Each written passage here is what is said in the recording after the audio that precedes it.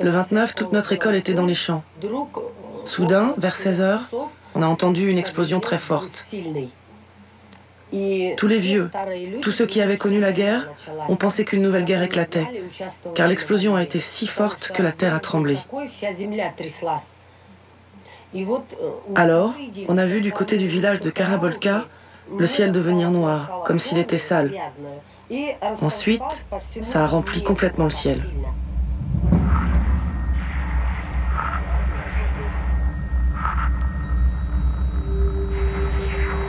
Ce que les habitants ignoraient, c'est qu'une cuve de déchets radioactifs de très haute activité venait d'exploser à cause d'une panne de système de refroidissement.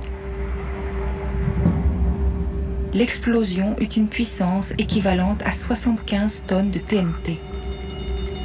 Des radioéléments ont été projetés à plus d'1 kilomètre d'altitude, contaminant près de 15 000 km².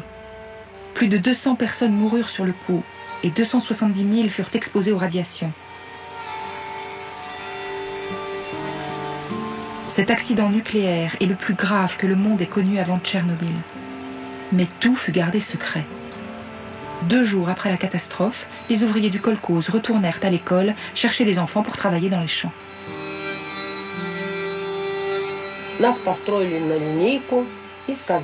Ils nous ont fait nous mettre en rang et nous ont dit que le kolkhoz avait à nouveau besoin de notre aide pour la récolte. Ils ont même demandé aux petits, ceux de la première année, de venir. Quand on est arrivé, on a vu que les tracteurs avaient creusé des tranchées partout. Les paysans qui s'occupaient des élèves sont venus nous voir et nous ont dit « Vous voyez ces tas de pommes de terre? Prenez-les et jetez-les dans les tranchées. » Ils n'ont rien expliqué de plus. Nos enseignants ont demandé pourquoi il fallait enterrer la récolte. Ils ont répondu alors qu'on ne pouvait plus la consommer, car elle était contaminée. Mais par quoi? Personne ne l'a dit.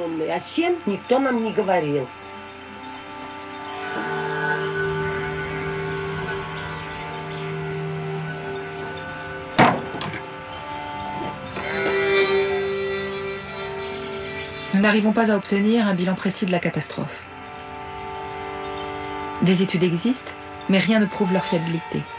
Et aucun registre de cancer public ne nous permet de connaître l'impact sanitaire sur les habitants des villages. La région reste très marquée par l'accident et 800 km² de territoire contaminé sont fermés. Le site de Mayak et ses activités restent secrets.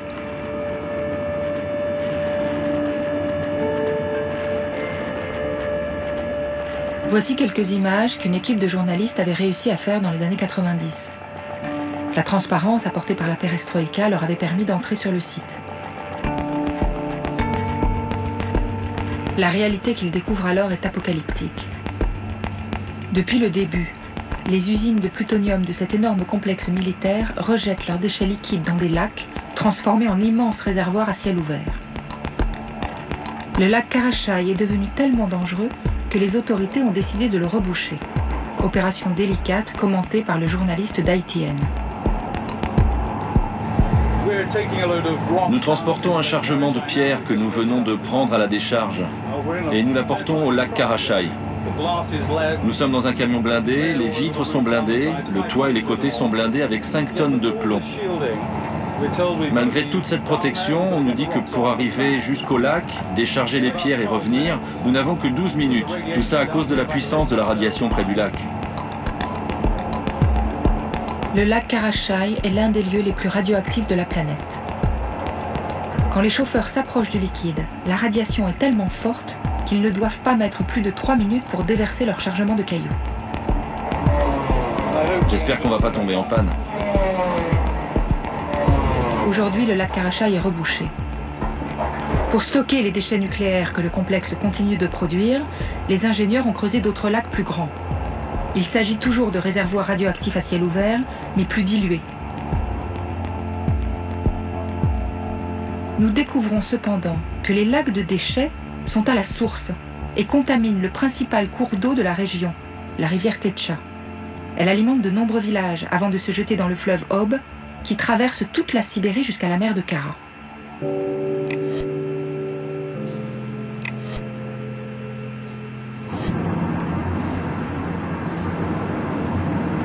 Muslimovo est le premier village situé le long de la rivière.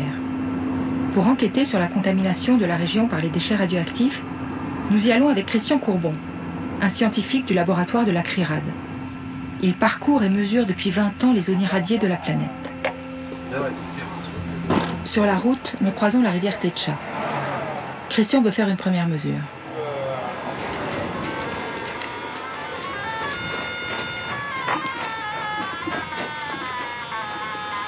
Oula, déjà c'est chaud là.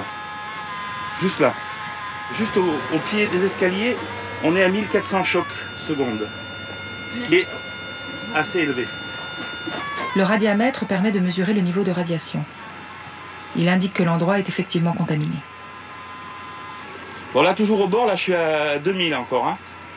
Lisière de l'eau, 2004, 2006, 2008, 3000, 4000, 5000. C'est complètement pourri là. Là c'est hallucinant. 5000 chocs secondes, c'est 50 fois le niveau de radioactivité naturelle.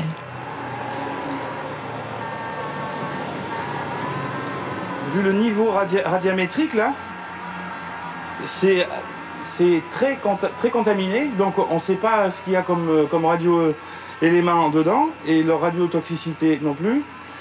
Mais c'est très dangereux, donc il faut éviter d'y mettre les doigts et de se sucer les doigts ou de se toucher avec ça.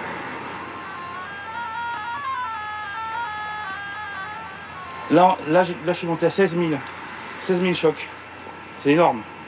En termes de lieu, c'est équivalent à quoi comme zone? Là, on peut trouver ça dans l'environnement. Tchernobyl. Mais bon, comme ça, au bord d'une route, sous un pont, trouver des niveaux pareils, non.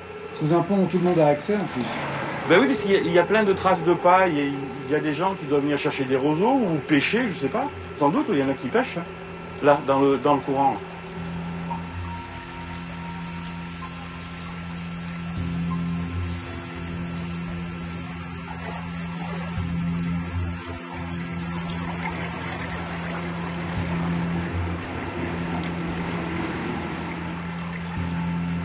L'accès de cette rivière devrait être fermé. Je ne devrais pas pouvoir être là à ce moment, maintenant. C'est une poubelle nucléaire en pleine nature, avec des niveaux d'irradiation énormes. Je pense aux gens qui ont dû construire le pont neuf là à côté. Ils ont dû prendre des bonnes doses et bien se contaminer. D'ailleurs, il fallait qu'on parte là aussi pour limiter notre dose. Et c'est assez rare que ça m'arrive dans l'environnement de devoir quitter un lieu à cause de ça, quoi. À cause de...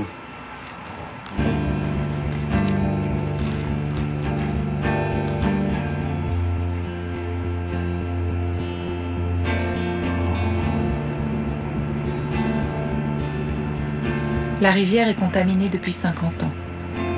Le gouvernement a déjà fait évacuer de nombreux villages. Muslimovo est le dernier. Les maisons y sont détruites une à une. Seules quelques familles vivent encore au milieu des ruines.